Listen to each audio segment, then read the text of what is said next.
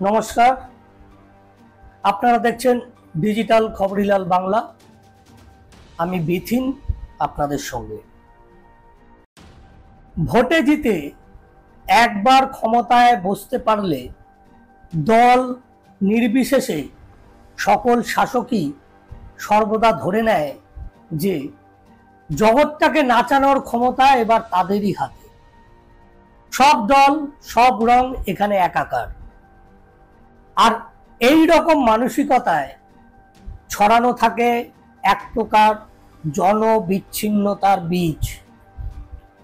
কালে কালে তাতে ফল হয় শতকরা ৯৯টি ক্ষেত্রে।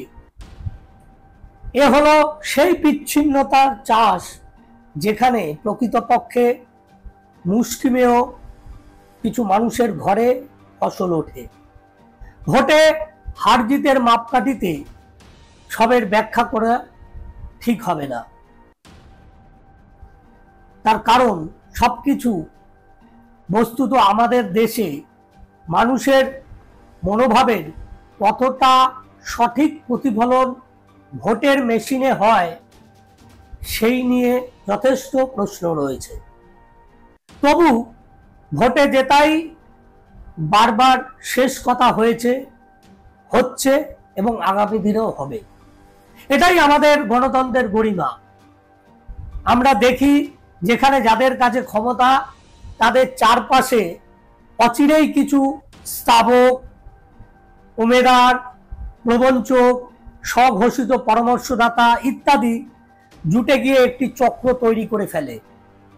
এদের অধিকাংশেরই লক্ষ্য থাকে সব ঠিক হ্যাঁ বলে শাসককে তৈলমর্দন করা, তে সায় দেওয়া। আর সুপ্ত উদ্দেশ্য থাকে নানাভাবে নিজেদের আখেরটুকু গুছিয়ে নেওয়া। অনেকটা এভাবেই প্রশাসনের চেয়ারে বসে এবং পুলিশের উর্দি চাপিয়ে প্রভাব বিস্তার করে আরো একদল কর্তা ভজা সম্প্রদায়। সেই অংশকে কর্মবিমুখ, কামারওয়ালা, অদক্ষ, অবিবেচক, নিশ্চেষ্ট প্রভৃতি বিশ্লেষণ দেওয়া যেতেই পারে। শাসককে তারা কে, কোথায়, কতটা সুপার পরামর্শ দেন বলতে পারবো না। তবে কোথাও বড় দুর্নীতি, অপকর্ম বাড়াবাড়ি হচ্ছে বলে বুঝতে পারলেও সরকারি বেতনভুক্ত শ্রেণীর এই দায়িত্বশীল অংশ হয় মুখ ঘুরিয়ে থাকে, নয়তো নীরব থাকে, প্রশ্রয় যোগায় শাসককে।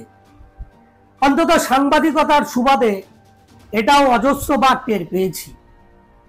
সবসময় শাসকের কানে সবকিছু যে সঠিকভাবে এবং সময় মতো পৌঁছায় তা নয়। সুপার পরামর্শ তো দূরস্থ, যেটা হয় সেক্ষেত্রে সেটা আরো মারাত্মক, বলা চলে পিছন থেকে ছুরি মারার সামিল। অথচ পরিত্রাপের বিষয় সব জায়গায় সব শাসক এই ধরনের লোকজনের চোখ দিয়েই দেখে, এই ধরনের লোকদের কান দিয়েই শোনে। মূলত তার উপরই ভিত্তি করে এক এক ক্ষেত্রে এক এক রকম বিতর্কিত অবাঞ্ছিত পদক্ষেপ গ্রহণ করে। তারপরে যখন লেজে গোবরে হয়ে যায় তখন ওই সবারই একমত থাকে, আগে জানা ছিল না, জানা মাত্র ব্যবস্থা গ্রহণ করা হয়েছে। এক বিচিত্র বিবৃতি। কেন বারবার এমন পরিস্থিতি তৈরি হয়? এতে লাভ কার হয়? শাসক কি আদৌ সে কথা ভাবতে আগ্রহী এই মুহূর্তে? কার তামা কে হুকো টানছে সে প্রশ্ন কি তোলার সময় হয়নি এখনো? আরজি করের ঘটনাকে কেন্দ্র করে স্বাস্থ্য প্রশাসনের কেচ্ছা এবং পুলিশের লেজে গোবরের অবস্থা তো চলছেই। প্রসঙ্গত গত বছর দুয়েকের মধ্যে এই রাজ্যে শিক্ষা ও খাদ্য দপ্তরের পাহাড় প্রমাণ যে দুর্নীতি সামনে এসেছে সেটুকু একটু স্মরণ রাখা দরকার আমাদের। রাজ্যের 2 ক্যাবিনেট মন্ত্রী এখনো দুর্নীতির অভিযোগে জেলে বন্দী, যা কখনো হয়নি এ রাজ্যে। প্রশ্ন জাগে, তখন দপ্তরের এই কেষ্ট-বিষ্টু অফিসারদের কার কি ভূমিকা ছিল? ধাপে ধাপে বিপুল পরিমাণ আর্থিক দুর্নীতির জালে যখন জড়িয়ে যাচ্ছিল, স্বয়ং মন্ত্রীদের সক্রিয়তা সামনে আসছিল, অথচ দপ্তরগুলির সরকারি কর্তারা কিছুই জানতেন না বা টের পাননি, এটা কি বিশ্বাসযোগ্য? মনে তো প্রশ্ন জাগবে যে বিপদের ঘন্টা যখন বাজছিল, তখন অফিসারদের তরফ থেকে কি উদ্যোগ নেওয়া হয়েছিল? প্রয়োজনে কি তারা বিভাগীয় মন্ত্রীকে এড়িয়ে আরো ওপর তলায় এই বিষয়ে জানিয়েছিলেন? না হলে কেন জানাননি? তাদের ওপর কি শুধু চোখ বুজে থাকার নির্দেশ ছিল, নাকি হিসাবের খাতায় সবাই অংশীদার? যদি তাই না হয়, তাহলে তো এটা বলতে হবে এই রকম প্রশাসনিক চক্রে জনস্বার্থ কিছুতেই সুরক্ষিত থাকতে পারে না। আরজিকর কাণ্ডে আবার সকলকে এই সংশয়ের মুখে দাঁড় করিয়ে দিয়েছে যে ঘটনার পর 1 মাস অতিক্রান্ত। একদিকে সামাজিক প্রতিবাদ বিস্তার লাভ করছে প্রতিদিন প্রতিনিয়ত, অন্যদিকে চিকিৎসকদের লাগাতার আন্দোলনে সাধারণ মানুষের স্বাস্থ্য পরিষেবার হাল যথেষ্ট শোচনীয়। দুয়ের কোনোটি আজ এড়িয়ে যাওয়ার বিষয় নয়। কার পেছনে কতটা রাজনীতি আছে বা নেই, সে তর্ক এই সময়ে আলোচনা করাটাই অর্থহীন। বাস্তব যা, সেটা খোলা মনে সাদা চোখে দেখাই ভালো, আলোচনা করাই ভালো। একথা সত্যি, আপাতত সিবিআই তদন্তে মূল ঘটনায় অর্থাৎ তরুণী চিকিৎসক ধর্ষণ ও খুনে সন্দেহভাজন এখনো পর্যন্ত একজনই, যাকে ঘটনার 2 দিনের মধ্যেই কলকাতা পুলিশ গ্রেপ্তার করেছিল। সেদিক থেকে দেখলে এই অংশে সিবিআই এর বাড়তি কোনো কৃতিত্ব নেই, অন্তত এখনো পর্যন্ত। যদিও আদালতে সিবিআই এর তরফ থেকে বন্ধ খামে যে নথি দেওয়া হয়েছে, প্রধান বিচারপতি তা খুলে মন দিয়ে পড়ে বলেছেন তদন্ত মনে হচ্ছে ঠিক পথেই এগোচ্ছে, অন্তত ভরসাটুকু থাক। তা বলে এটা যে রাজ্যের জন্য বিশেষ শ্লাঘার কারণ নয়, দেশের সর্বোচ্চ আদালত তাও স্পষ্ট করে দিয়েছে। সৌজন্যে পুলিশ ও স্বাস্থ্য প্রশাসনের কিছু ধূসর কীর্তিকলাপ যা এই মুহূর্তে আমাদের সামনে উঠে এসেছে, যাতে অভিসন্ধি, অপদার্থতা, অবিবেচনা, আড়াল খোঁজার অপচেষ্টা কোনো কিছুই বাদ নেই। বরং দেখে শুনে আবারও বলতে হয়, সরকারের নিয়ামক ব্যবস্থা এখনো এদের হাতেই তামাক খাচ্ছে। আর ফাঁক ফোকরগুলো তুলে ধরা হলে সেটা হয়ে যাচ্ছে চক্রান্ত এবং অপপ্রচার।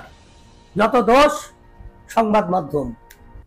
যেমন নির্যাতিতার দেহের ময়না তদন্ত কেন সূর্যাস্ত পেরিয়ে সন্ধ্যায় গড়ালো, কেন এফআইআর করতে 14 ঘন্টা সময় লাগলো, এই প্রশ্নগুলো তো গোড়া থেকেই উঠেছে। এখন সেগুলি আদালতের নজরে এসেছে। ঘটনাস্থলের সিসিটিভি ফুটেজের সময় এবং দৈর্ঘ্য নিয়েও সর্বোচ্চ আদালতের কিছু প্রশ্ন রয়েছে, যেগুলির উত্তর পাওয়া অন্তত পুলিশের তদন্ত প্রক্রিয়ায় স্বচ্ছতা নিয়ে যে প্রশ্ন রয়েছে তার বলার অপেক্ষা রাখে না। এবার সুপ্রিম কোর্ট দেখিয়ে দিল, ময়না তদন্তের জন্য পাঠানো দেহের সঙ্গে চালানের হদিশও মিলছে না। এটা সবকিছুকেই ছাপিয়ে গেল, কারণ চালানে লেখা থাকে দেহের সঙ্গে পোশাক ও আনুষঙ্গিক আরো কি কি জিনিস নজরে এসেছে সবটাই। কি কি জিনিস পুলিশ হাতে পেয়েছে, দেহের পাশ থেকে দেহের সঙ্গে সবটাই ময়না তদন্ত যখন করতে পাঠানো হয় তা লিখে পাঠানো হয়। সুপ্রিম কোর্টের প্রশ্নে বিপাকে পড়েছে রাজ্য সরকার। এটা কি পুলিশের কর্মদক্ষতা বলতে হবে? দেহের নমুনা সংগ্রহ ও সংরক্ষণ কতটা যথাযথ হয়েছিল সেটা তো যথেষ্ট সন্দেহের মধ্যে। কিন্তু কারা করলেন ময়না তদন্ত, কারা নিলেন নমুনা? যেটা শোনা যাচ্ছে হাসপাতালেরই দুর্নীতিগ্রস্ত অধুনা অপসারিত অধ্যক্ষ সন্দীপ ঘোষ একটি কমিটি করেছিলেন। তাতে রাখা হয়েছিল কাদের? না আরজি করের ফরেন্সিক বিভাগের এক অধ্যাপক ও এক অ্যাসিস্ট্যান্ট শিক্ষক এবং শহরের আরেকটি মেডিকেল কলেজের এক অ্যাসিস্ট্যান্ট অধ্যাপককে। শেষের জন আরএমও থেকে উন্নীত হয়েছেন মাত্র ৩-৪ মাস আগে, তবু তাকেই এই বিশেষ ব্যবস্থায় আনা হলো।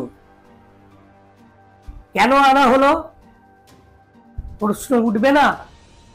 समझदारों के लिए इशारा ही काफी है, এই ইঙ্গিতটুকু শুধু থাকলো। ঘটনার একদিনের মধ্যে সেমিনার হল সংলগ্ন বাথরুমের দেওয়াল, বেসিন ইত্যাদি ভেঙে দেওয়ার ক্ষেত্রেও পুলিশের ভূমিকা নিয়ে যথেষ্ট প্রশ্ন রয়েছে। হাসপাতালের আর কোথাও তো উন্নয়নের এত তৎপরতা চোখে পড়েনি। যত তারা ছিল শুধু ঘটনাস্থল ঘিরেই। পুলিশ সেটা দেখতে পেল না, তবু আটকালো না। এগুলি দৃষ্টান্ত মাত্র। পরিহাস হলো অনিয়মের ইমারত প্রকাশ্যে মাথা তোলার পরেও অনেক কুর্দিধারী, অনেক কোট প্যান্ট শোভিত সাহেব সুখে এবং হাসি মুখে বিরাজ করছেন, কারণ তারা শাসককে যা বোঝাচ্ছেন শাসক সেটাই বোঝার চেষ্টা করছে। আর এইভাবে যদি চলতে থাকে তাহলে ওই যে প্রথমে শুরু করেছিলাম যে জনবিচ্ছিন্নতার বীজ বপন হয়, সেই বীজ একসময় ফলে ফুলে ফুলে ওঠে, ফলে পরিণত হয়। আজ সেই বীজ কিন্তু ফুলে ফেপে ফলে পরিণত হয়েছে। শাসক যদি এখনো সেই সমস্ত ধামাধারীদের চোখ দিয়ে এবং কান দিয়ে সবকিছু শোনার এবং বিচার করার চেষ্টা করে, তাহলে একদিকে যেমন সামাজিক আন্দোলন প্রতিদিন বিস্তার লাভ করছে, তারই সঙ্গে ডাক্তারদের অবস্থান, তারা অনড় রয়েছে তাদের জায়গায়। এই পরিস্থিতির কিন্তু সুরাহা খুব তাড়াতাড়ি মিলবে না। ভালো থাকবেন, সুস্থ থাকবেন, সাবধানে থাকবেন। নমস্কার।